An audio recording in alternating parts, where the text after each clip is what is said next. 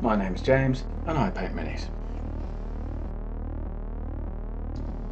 This is Spoon 37 Minis.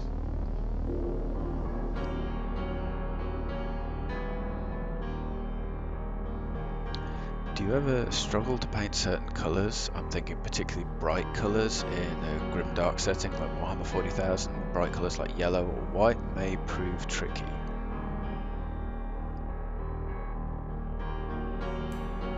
Now the purpose of this video is to demonstrate that you can paint bright yellow colours. It just needs a little bit of work going over what we call underpainting. So here to demonstrate, I have a base which has been painted with black and grey primers, and then the top part of the grey primer has been painted white, and we're going to paint over it with demonic yellow from the army painter, which is a particularly transparent yellow. Now as you'll see, even with just a first coat, the yellow goes on brightly over the white, slightly darker over the grey, and then has very poor coverage over the black.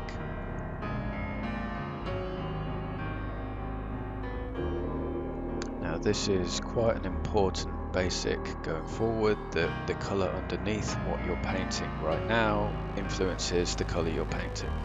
That's all I'm trying to get across with this.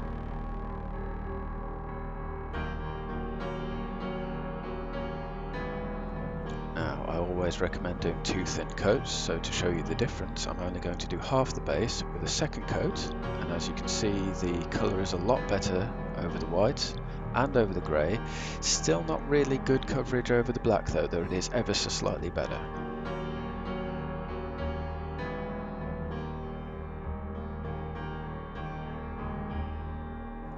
And just to drill home the point, I'm going to do a third coat, which makes very little difference to the white and grey, though it is a very slight improvement over the black. And so you see, even with a super transparent pigment like this one, you can still do a bright, vibrant yellow colour. You just need the right underpainting on the model.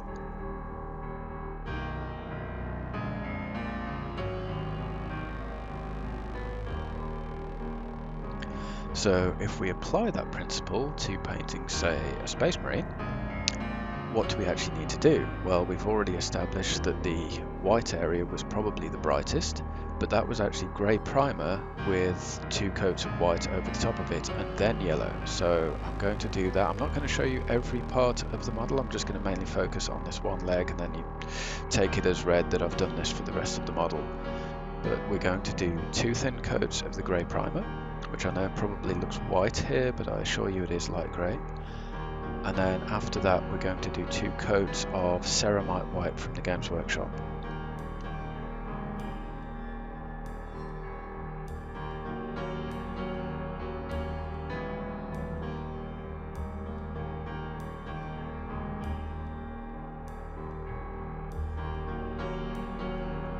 Now as you can see, the whole torso, apart from where the pegs go into the arms, have been painted with the grey primer, but it's still not a great coat of primer. You can still see a lot of the blue is actually showing through from the bare plastic. So I'm going to go over it carefully with another thin coat of primer, and then this will be followed with some white paint before we get round to the yellow.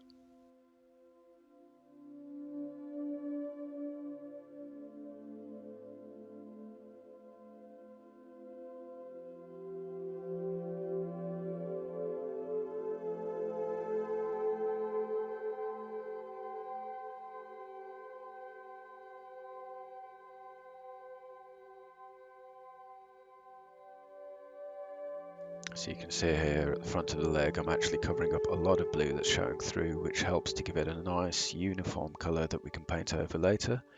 And that way you don't have any bits where you have an uneven coloration. Now, keen-eyed observers will notice that I've painted some of the areas with black primer that are going to be black later on, and I've also darkened the exposure so you can actually see that I am now painting ceramite white over a light grey. It's still a little bit on the bright side, but I think you can get what I'm doing here. So it's had 2 coats of grey primer, and now I'm using ceramite white from the Games Workshop, which is their older white colour. I believe this has actually been replaced by Corax white, but it should lead to similar results whether you use Corax or ceramite.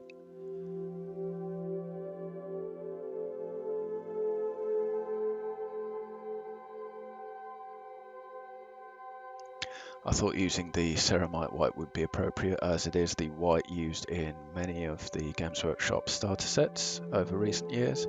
I'm not 100% sure it's the one currently used, but I'd imagine they're probably using up older stock of it, so a lot of people will have ceramite white available.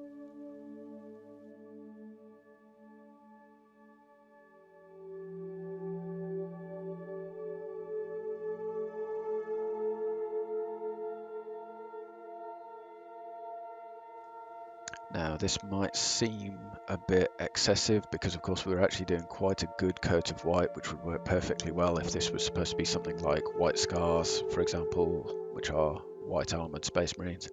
But I'm just trying to convey that you need to have a nice white coat underneath the yellow in order that the yellow be bright and the nice sort of vibrant yellow that you actually want, rather than something that looks dull and dingy.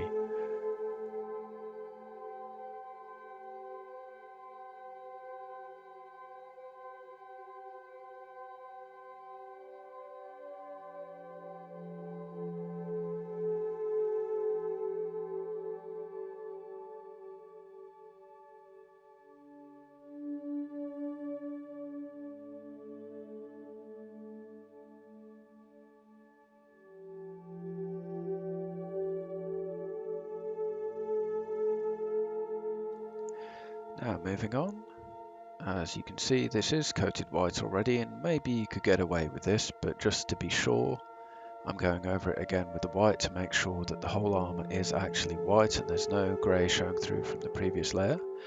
You may wonder why not just paint it white to start with, and perhaps I could, but the white isn't strictly speaking primer, so it's not really designed to stick to bare plastic. I did show you in the How to Paint Your First Mini video, you can water down the paints and get them to kind of sort of stick, but ideally you use a proper primer first, and that way you know the paint is going to stick. Whereas there were moments in the How to Paint Your video when I painted the black that kind of peeled away from where I was painting it, and I had to go over it again. So you appreciate you perhaps could do with this with just the white, but it's really better to use grey primer followed by white paint.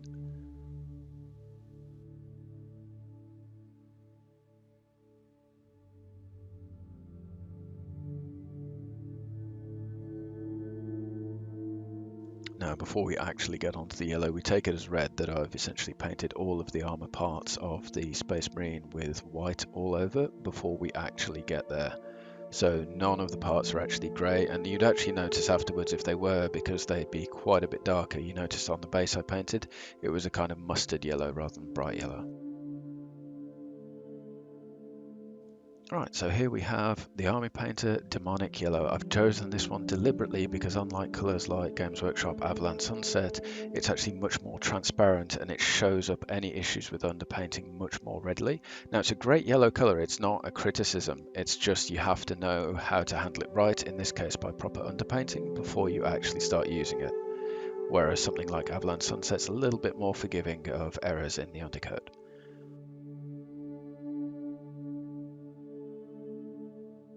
Now, I think it's fair to say that this is already coming out quite bright. I've had to darken down the exposure again just so that you can see I'm painting yellow rather than just whiteness. But actually, this is transparent in place, and you will find it's a little thicker in some areas than others. So what you find is, whilst this is a nice coat of yellow, it will need a second coat later on, simply to even out the colour.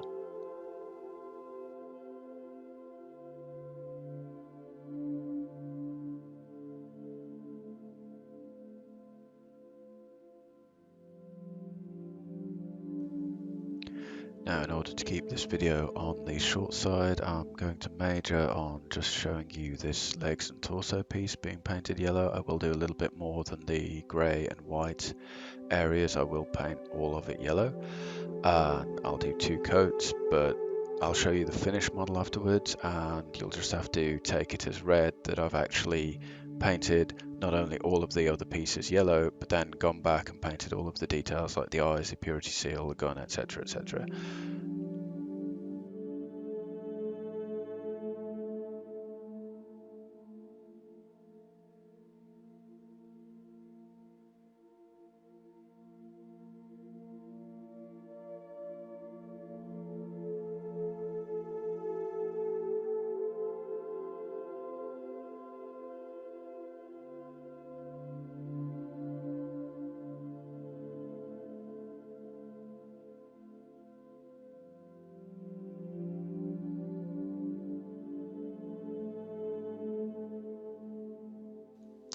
Now, if you're a bit of a stickler for, lore and proper colour schemes and so on, you'll probably notice this is a slightly bright yellow for Imperial Fists. Now, Imperial Fist Space Marine is simply the closest match I know to a bright yellow Space Marine. So that's my current thinking for how this Space Marine should look.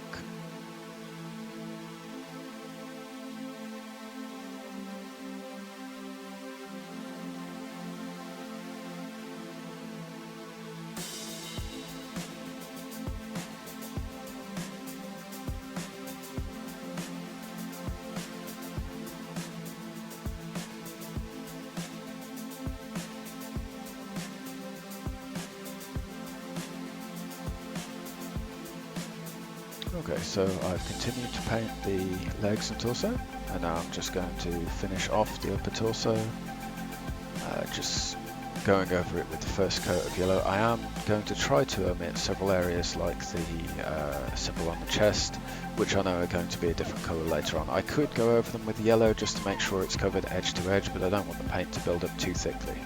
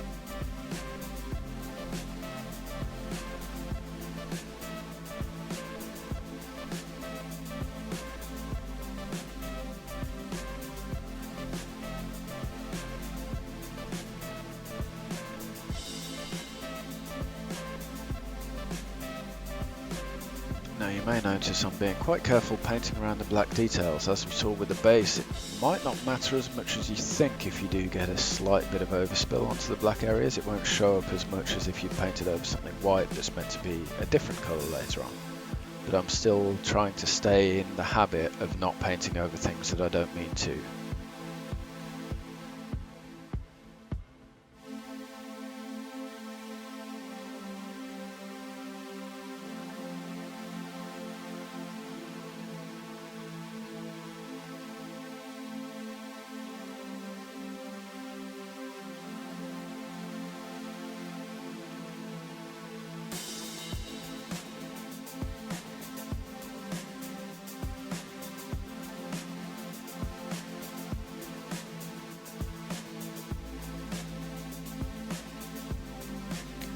So here we're just finishing off the first coat of yellow on this legs and torso section, and I think you can see already that some areas are a little bit more vibrant than others. Some of the raised areas still have a little bit of white showing through, so in a moment I'm going to show you doing second coats after it's had some drying time.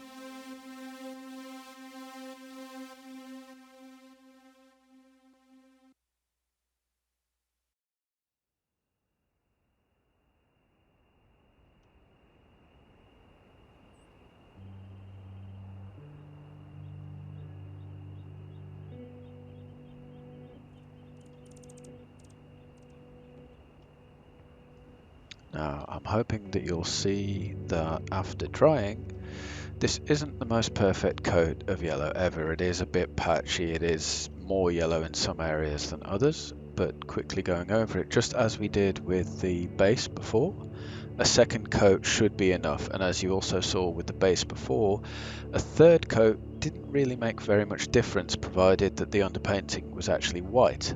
But you'll see this becomes a more solid, more vibrant yellow as I'm painting now, and of course it remains looking like that even once it's dry.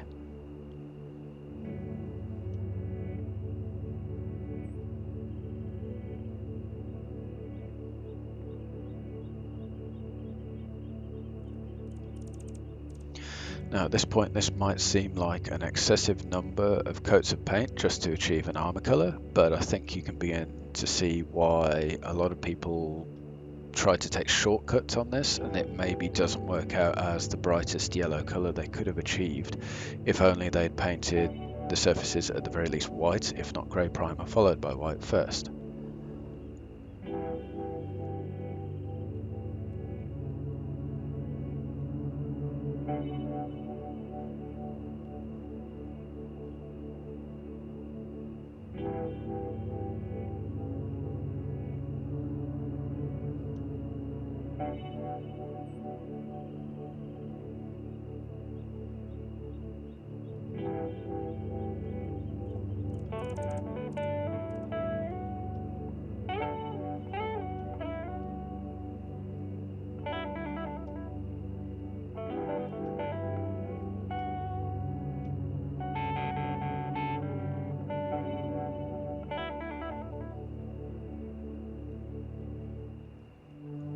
Okay, so we've done a bit more painting on the torso and legs, so we've just got really the upper torso to finish. I think it's a bit more obvious than before that the sort of winged logo on the chest isn't actually being painted at this point. It stands out more from the yellow, which is increasingly saturated because of the second coat.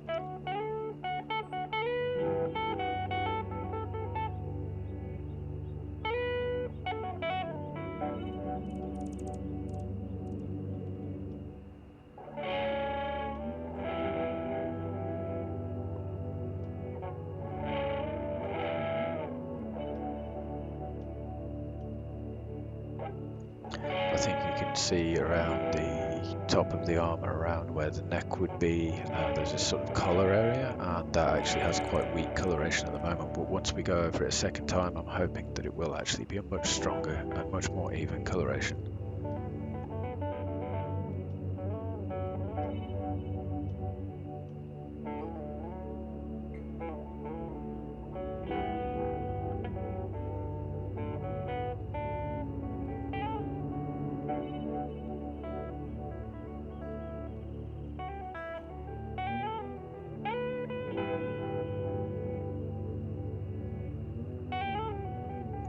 Just finishing that off, and although it's not yet dry, you can already see a big improvement in the yellow colour compared to where we started.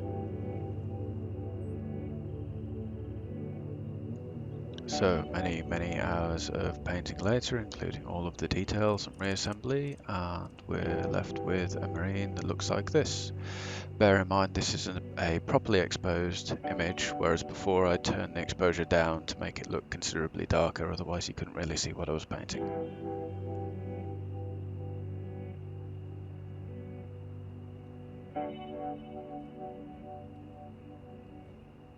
Right, if you watched this far, first of all, thank you for watching. Thank you very much. I really appreciate it. If you liked it, please hit like, hit subscribe, hit the little bell-shaped icon so you can get notifications about future videos. I hope they will be coming out soon.